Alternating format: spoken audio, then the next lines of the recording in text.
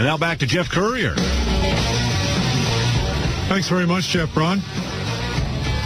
Well, there are a number of stories that are connected to international affairs, and when we have these conversations, we like to tap into the expertise of Patrick Basham of the Democracy Institute, who joins us from, of course, Washington.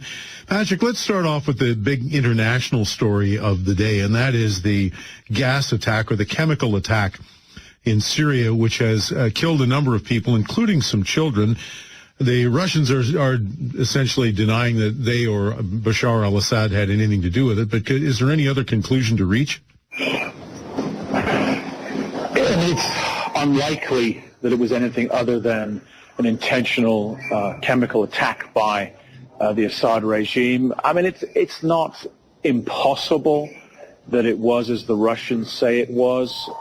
It was an attack on rebels, and it hit the rebels' chemical storage facilities. I say it's possible only because, although it's not covered very much in the West, it is the case that some of the rebels do have chemical weapons, and arguably they may have used them. But it is, it is the ace up the sleeve of the Assad regime, always has been for the past 6 years, to use chemical weapons when necessary.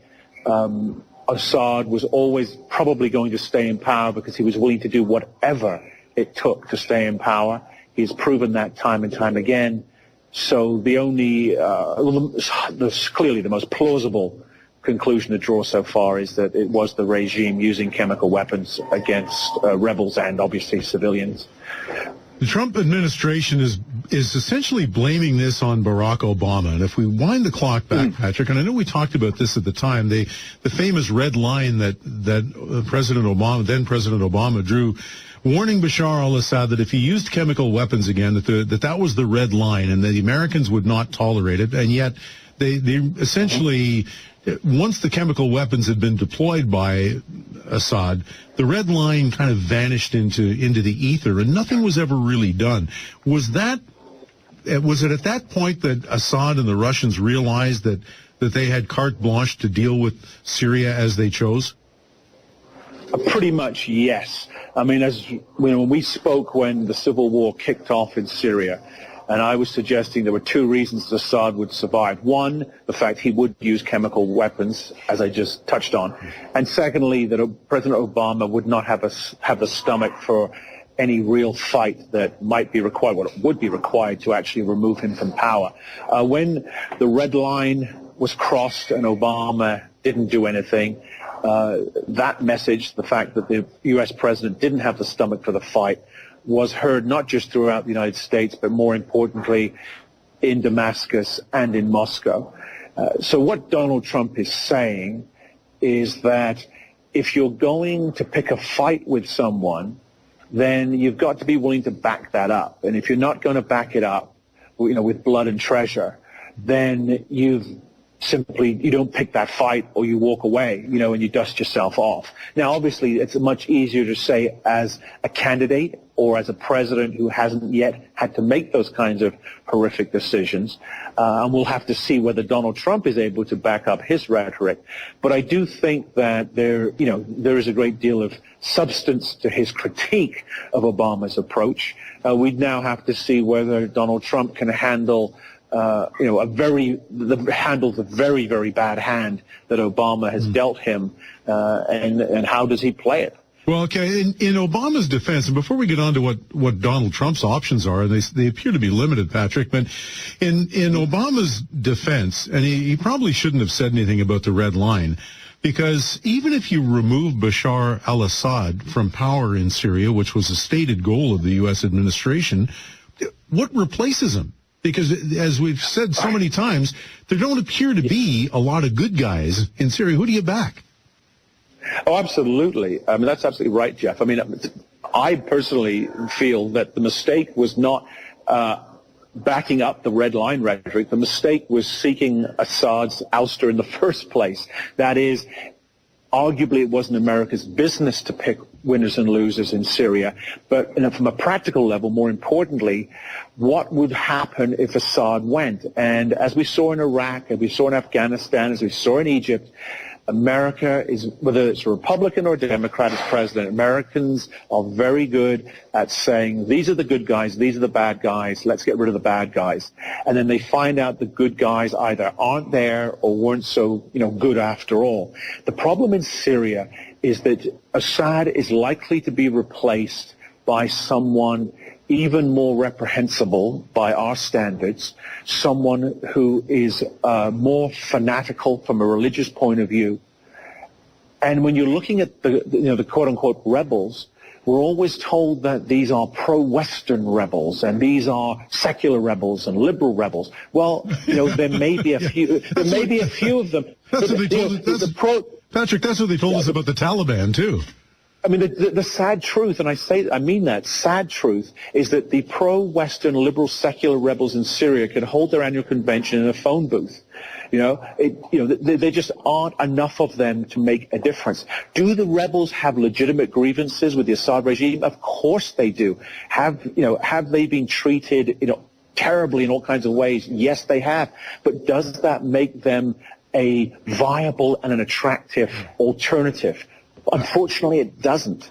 All right, let's talk for a moment about the limited options then that the Trump administration has. It appears as though at this point that Donald Trump has essentially conceded Syria to the Russian-backed Assad regime. He realizes that there's really not a lot he can do about it. Is that fair? Yes, and I do think that is the least worst option that America can pursue. I mean, that is the sad reality, tragic reality in 2017.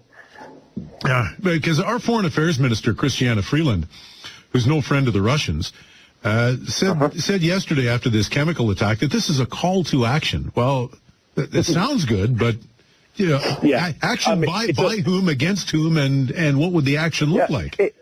It's 6 years too late, because all of these calls to action are being made by either politicians who are in power or politicians who criticize those in power for not doing enough in 2011 and 12 and 13. But though, in my view, those calls for action were misguided. They may have been deeply well-intentioned, but were deeply misguided. And so the same folks who I think called Syria wrong 6 years ago and ever since are now telling us that this is the final straw and now we must do something. But the something we don't hear about, or at least it just doesn't add up. I mean, yes, Assad must go. Well, okay, so, but who gets rid of who shows him the door? Who replaces him? How do we deal with that? I mean, the Russians always had a good relationship with Assad, and their preference was for him to continue. But the reason the Russians got in heavy on Assad's side is they learned the lessons of Iraq and Afghanistan, their own experience and ours, that Bush and Obama never learned, which was, don't wish for something too hard in the Middle East, you might just get it. They knew and know that post-Assad Syria is likely to be worse than the status quo. And that's bad for everybody. I want to take a pause, Patrick, and come back and turn our attention towards the Beltway, or in D.C., and some of the things that are going on there these days, because it has been probably as intriguing and exciting, I guess, is maybe one word you could use to describe the Trump administration so far. There never seems to be a slow news day when it comes to the Trump administration. So there's a couple of things we'll talk about when we come back with Patrick Basham of the Democracy Institute. Jeff Courier is on 680 CJOB. Trump administration continues to entertain, inflame, but something outside the Trump administration is grabbing some headlines these days, and that is, well, a woman, by the name of Susan Rice, who used to work for the Obama administration and was one of the people who misinformed, shall we say, the American public about what happened in Benghazi. Well, she's now back in the news, and this has to do with possible meddling of the Russians in the last election in the United States, but whether or not she, in fact, stepped over some lines. And Patrick Basham of the Democracy Institute is talking with us today about what's going on in Washington. Patrick, the investigation into potential Russian involvement in the U.S. election has taken on so many different layers, and whether or not there was actual surveillance of the Russians, which may have included members of the Trump campaign, I think it's sort of the arrows are pointing in that direction, but we're not being told very much else. But where does Susan Rice fit into this picture? Well, how Susan Rice fits in, Jeff, is that while she was Obama's national security advisor during the campaign last year, the FBI, CIA were at a minimum surveilling foreign diplomats, etc., persons of interest to the intelligence community, and in doing so, they captured conversations, communications between those individuals and members of the Trump team. And some of this was happening after the election, before the inauguration of Trump in January. Susan Rice saw these communications, these transcripts. And what happens is that because the Americans are not supposed to be the ones targeted, they're sort of accidentally caught up in this sweep. Their names are literally blacked out. But it was clear that they were Trump people. What she asked for, which was, I understand, to be sort of fairly unusual, is for their names to be released to her, and one presumes to President Obama and anybody else that she thought should know them. So it begs the question, or not begs a number of questions, but essentially, why would she want to do that? What purpose did it serve? And if she's called before a Senate or House committee to testify, she may well be, I think she'll be asked, well, what did you do with that information? What was your thinking? Or at least what were you planning on doing with it, and why would you do that? It suggests, we don't know this for sure yet, but it suggests that, she had perhaps a political motive in mind rather than simply a national security or intelligence motive. So what's whither Mike Flynn these days? Yeah, well, we may be soon in a position where it's, come back Michael Flynn, all is forgiven, because it seems that everyone who has been or will be involved in the eavesdropping and the wiretapping alleged incidents and real incidents and the Russia probe is getting, if not tarnished, then, brought down to a peg or two by it. It is such a mess, and it has become on both sides simply a club to beat the other side, or an instrument by which to make a larger point. That what Russia's, I think we all know what Russia's motivations would have been, but what Russia actually tried to do, or more importantly was successful at doing, if anything, will probably get lost in the shuffle because of the political partisan point scoring, which is obviously begun, and I suspect will continue right through the next presidential election campaign. Big blow up in Washington today is that President Trump has removed Stephen Bannon from his role on the National Security Council. Now, Steve Bannon is thought to be kind of the 2IC of the core here in the Trump administration. I mean, he's the guy there. So what's going on? Well, what's going on there very directly is that the gentleman who replaced Michael Flynn as Trump's national security advisor, the general who replaced the general, demanded or requested of President Trump that Bannon be removed from this National Security Council post. It's an unusual, normally the National Security Council is comprised entirely or almost entirely of intelligence and military types, as you would imagine.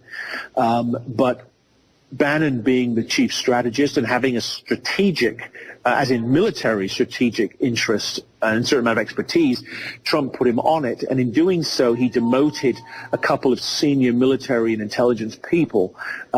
This is the military saying, look, this is our area. You need to back off. And Trump has heeded their advice. So whether or not one thinks it was a mistake for Bannon to be put in that position to begin with by Trump, he does appear, at least in this case, to have learned his lesson and to be listening to, what some would call, in the terms of military affairs and intelligence affairs, national security affairs, the adults in the room. This is a bit of a departure for Donald Trump, though, isn't it, Patrick? That he's shown a reluctance to pay much attention to the people in security, and to, as I think the last piece of advice that George W. Bush gave Barack Obama, because outgoing presidents will always give one another advice. He says, don't PO the intelligence community. Don't get on the wrong side of the intelligence community. No, I mean, Donald Trump there's two things here. I mean, Donald Trump is unbelievably loyal. That's the one thing he demands above all else from people who work for him, and that is what he offers them in return. So, Steve Bannon, I'm sure, is safe in terms of being a key presidential advisor. But the other thing is that Donald Trump has concluded that the intelligence community, or at least the remnants of the Obama intelligence community, are sort of out to get him. If not as a conspiracy, but certainly to not do him no favors. And Donald Trump's style, as we know, is to take on his opponents or his perceived enemies aggressively and publicly, even the intelligence community. So this is Donald Trump being Donald Trump. Only time will tell whether he should have heeded the advice of predecessors, or that given to his predecessors. The standard advice about not stepping into that intelligence community minefield. But Trump is continuing to do it his way. Got a couple of minutes left, Patrick. What can he do about North Korea? Because he's going to be talking to the Chinese about it. Is there anything anybody can do? Very, very tough. I mean, the short answer is not a lot. In the short term, the Obama administration went with the sanctions approach, not talking to the North Koreans, assuming that eventually the sanctions would drag them to the table, like it did with the Iranians over their nuclear program. So far, that hasn't worked. Trump is meeting with the Chinese president. The Chinese have more sway over North Korea than anybody else, but obviously U.S.-China relations are up for grabs right now, so it's not the strongest American position, perhaps.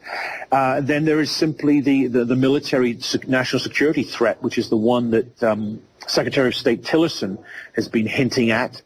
America can do what's necessary to prevent the North Koreans from doing something bad to us. The problem is the North Koreans could do very bad things to South Korea, particularly Seoul, the capital, in retaliation, perhaps. So there are no good options. Can they talk it out? Possibly, but I think it may boil down to the unknown answer to the question of how rational, is the North Korean leader. If he is rational, he may decide, he may be persuadable that his own destruction and that of his country is not a good idea.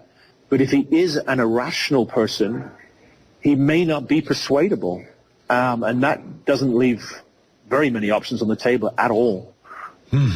Well, okay. The Americans are not going to wage a nuclear war on North Korea, are they? That's not an option, a realistic option, is it? It's unlikely. I mean, a retaliatory strike is certainly a possibility because the North Koreans can probably reach America with a missile now, but not with a nuclear warhead on that missile. So, but they will be able to. It's a question of when. I think the most likely thing is that they try to strike what they call the EMP, the electromagnetic pulse, which basically will take out the electrical system in America in a comprehensive way. If that happens, America would strike back, and the South Koreans would have to, cross their fingers and toes. So I think a preemptive strike is very unlikely, but I think the rhetoric is going to get more and more heated unless the North Koreans are willing to sit down, at the negotiating table and actually be willing to give up for real their nuclear program. Patrick Basham, we've covered a lot of ground today and appreciate it as always. My pleasure, Jeff. Thank you for the time. Patrick Basham writes great stuff. You can check out their website, the Democracy Institute in Washington, democracyinstitute.org.